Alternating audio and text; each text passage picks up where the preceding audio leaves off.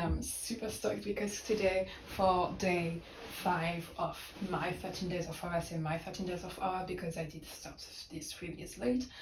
Even though I work in accounting, I should be able to count from 1, 2, 3. Today we are going to talk about #Alive. That's a Korean horror movie based in 2020 with a lot of zombies and quite a lot of tension, and that's I watched it just again just so to refresh my memory also but just because it's that good. And interesting that it did happen, was released about that time.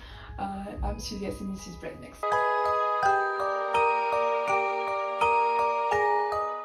So #Alive, it's a movie that it was supposed to be released in that time when the pandemic happened, but of course pandemic happened, cinemas were closed, and so it got released a little bit later on in 2020, but it was filmed in 2019, so just a few months before the pandemic hit. So in #Alive, what happens is that there's a virus going around and they are killing people and making people zombies, and those zombies, some of them are able to keep some of their previous life abilities, so something like just simple as opening a door or climb through a building facing stuff, just like a bit a firefighter will do, to just go and eat some human flesh. So that might happen in the movie. You'll have to watch it to find out.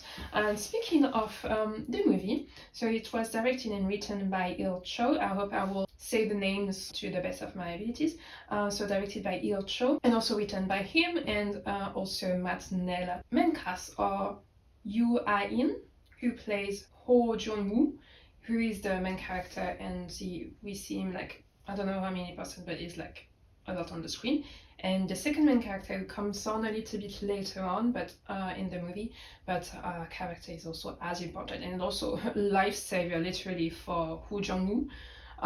He literally saves his life because I will have put a trigger warning at the beginning of this episode, but this not only talks about mental health issues, but also about unaliving and suicide. Yeah, this confinement, forced confinement, self-confinement, because it's self-isolate, Ho Jung-woo is going to have a lot of effect on his mental health. The second main actor is Park Jin-ye, who plays Kim Yoo-bin. Is that a B? Yes, that's a B. And just like the show, TV show I'm going to talk about tomorrow in my day 6 of 13 Days of Horror, this movie doesn't wait to start. It's not going to make you wonder why you started to watch a hour-and-a-half movie. It's going to keep your attention from the very beginning, because Ho Jung-woo is a streamer who's going to play some video games with his friend online, and you can hear some stuff happening in the background, and one of his friends say, hey, you should turn on the TV because some shit is happening. And then you see the horror literally that's unfolding before his eyes.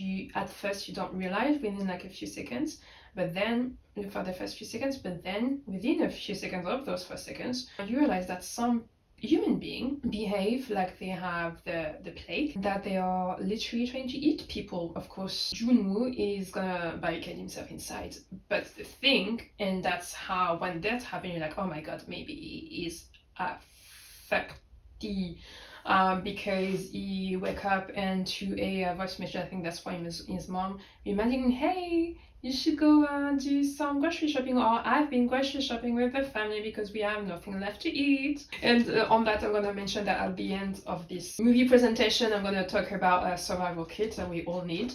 That may think, oh, maybe I should do like a little parenthesis on that. And when I say it starts very quickly, those things and that realization that he should protect himself and protect his life, and the government and the TV news outlets do take action pretty quickly, that happens within the 1 minute 30 seconds after the opening credits. To go back on the zombies, those zombies make me think a little bit about these zombies that we can see in the TV show Happiness, that's the name in English. And this TV show that does happen also actually in or around after COVID. The zombies are also very fast and do keep also some physical abilities, as in similar to humans. I'm gonna move on, jump into how to survive a zombie attack. Not survive a zombie attack, but shoot some catastrophe happens in real life, or catastrophe can be a apagón, like we had, I think it was in April or in May, here in Spain, Portugal, and south of France. So we have a general electricity cut. We didn't have electricity for some people, they didn't have electricity for over a day. I was like, I have some stuff prepared, but I'm not that prepared. And to be honest, and to be fully transparent, when I left my flat, you go and, because at that day I was working from home, and after my flat, you go and see maybe if my real estate agency they had some news, because of course I didn't know what was happening at first. No one did. Do we still? No. I was like, I realized I wasn't that prepared, and that got me a lot of anxiety, to be honest. Even though I was like, I'm one of the lucky ones. Again, of course, we didn't have to work because we couldn't work anyway, because there was even no electricity, no internet, no nothing. Almost barely any cell service. I live in Barcelona. I'm just gonna go to the beach, really. And that's what I did. In events such as a general electricity cut, or a zombie attack, or a chemical attack, or war, or stuff, here are a few items that you might need. First thing first, before such things happen, to your best of your physical abilities, of course, pull-up training, cardio training, walk can be just walking fast. This is aimed to be the lightest version of a survival pack in a backpack. So you should have in your house or in your bag some unperishable, unexpiring stuff such as rice, pastas, a few bottles of water, so like small ones, so you can be like transport at least a couple, and maybe some proteins. You should have also books, games such as like card games and small light board games, some like arts and crafts. You can have some varied pleasure, but the most importantly that you should have in your pack is a first aid kit with like tiritas, so like a band-aid, some paracetamol, and some main stuff that we use, so paracetamol, stuff for nausea maybe, and diarrhea and stuff like that. You should have a plastified copy of your important documents such as your ID, your passport, a photocopy of that, but plastified. I say plastified, why?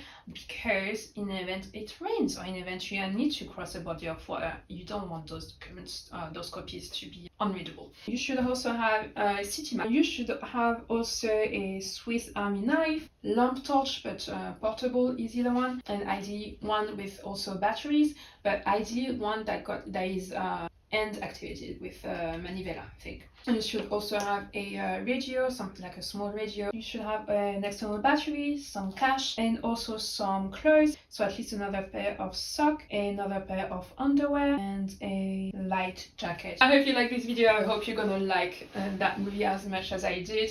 If you do decide to watch it, and if you have some advice for your survival kits, how to survive a zombie attack as well in the event that does happen, we never know. Do say in the comments, like the video if you've got the time for that, and also subscribe to support this channel and to support me as well. Thank you for watching. I do wish you a good afternoon, good morning, a good evening, a good night, and most importantly, a very good life.